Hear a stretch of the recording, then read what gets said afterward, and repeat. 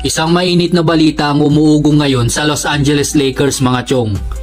Isang 7-footer ang pumirma para sa kanila.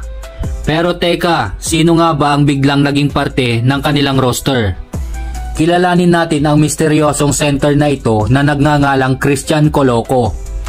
Si Christian Coloco ay kasalukuyang naghihintay ng clearance mula sa NBA's fitness panel, ngunit may kasunduan na siya sa Lakers.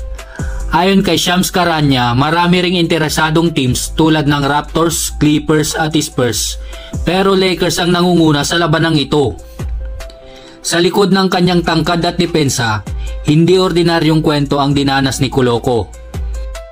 Noong 2022, siya ang 33rd pick ng Toronto Raptors at matapos ang kanyang rookie season, nagpakita siya ng potensyal sa kanilang frontcourt. Sa kanyang huling laro, nagtala siya ng 7 puntos sa loob ng 24 na minuto laban sa Milwaukee Bucks. Ngunit hindi inaasahan ang susunod na mangyayari. Si Christian Coloco ay tumigil sa paglalaro dahil sa blood clot issue na naging banta sa kanyang karir. Inirekomenda siya sa NBA's Fitness to Play panel at mula noon ay hindi na siya pinahintulutang maglaro. Ngunit matapos ang 16 na buwan, may pagkakataon siyang muling bumalik sa piling ng Los Angeles Lakers. Ano nga kaya magiging papel ni Coloco sa Lakers mga chong? Kapag nakuha na niya ang clearance mula sa NBA, inaasahang magiging bahagi si Coloco ng frontcourt ng Lakers.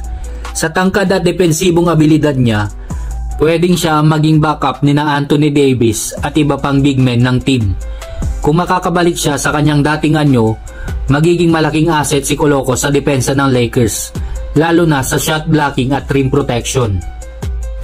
Kung kaya't abangan natin ang susunod na kabanata para kay Christian Coloco, kasama ng Los Angeles Lakers. Paki-follow na lang kami sa Facebook at YouTube para lagi kayong updated sa mga NBA news mga chong.